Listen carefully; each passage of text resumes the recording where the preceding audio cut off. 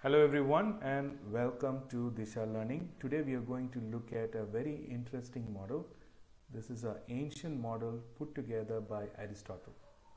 And this is revealing to us how we can convince and persuade anyone. Whether it is a formal communication, whether it is written communication, whether it's a speech that you are giving, whether you are a manager trying to motivate your employees, whether you're a salesperson trying to get your customer to buy. These three principles will help you become more effective. I've used it in my life. I've found it very practical and effective. I've used it in my writing, my speeches, and I find that this is the basic and the most effective model that you can use in communication, especially pursue first what these three are. So ethos stands for ethics and credibility. So this principle says that before anyone will accept your message and what you communicate, they have to accept you. They have to find you credible and they have to trust you. Right? So without gaining that trust, without emphasizing why they should trust you, you should not try to persuade them and try to make them take any action. So your first question is, why should they trust me? You need to answer that. You need to take relevant steps, relevant action to ensure that the credibility factor is fulfilled. Now, the second one is pathos. Pathos means emotion. Now, everybody knows that feeling is what drives human beings to take action. It is either a feeling of pain or a feeling of possible pleasure that they might get. This is what is going to drive action.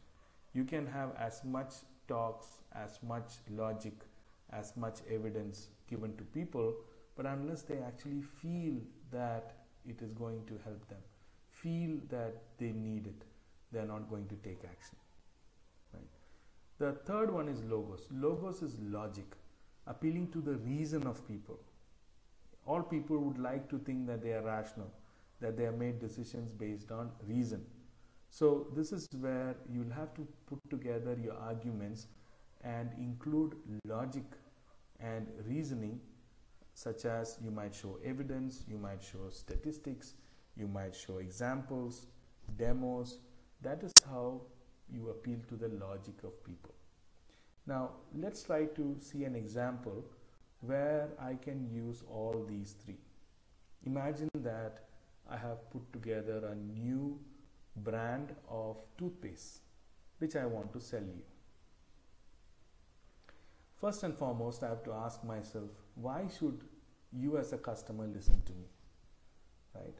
So for this, I have to build credibility. Now, if I come as a common man, there is no reason why they should believe you. Yes, the ingredients in the toothpaste is definitely going to be of value to the customer.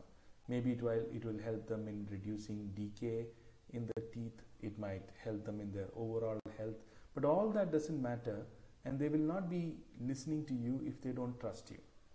So it would help if you have some credentials. Maybe you have a PhD. Maybe you are a doctor and you have been treating patients with tooth issues for past, say, 15 years.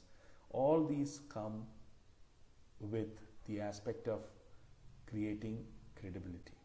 Now, that's why in the advertisements for toothpaste, you'll see people, actors wearing, coats like doctors to tell about why the toothpaste is good for the customer.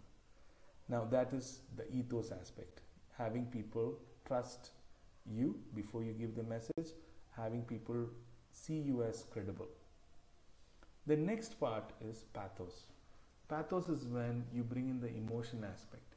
You tell a story. For example, you talk about the toothpaste, and you also maybe give an example where a child whose teeth was all decayed and was in pain day and night, and the parents were worried and they could not find a solution, and they were all in a lot of suffering, and how your toothpaste helped that child regain his teeth and become healthy. So that is something that evokes feeling. You talk about the parent, the child being in pain. All of this starts evoking the feeling of the people. They become more engaged.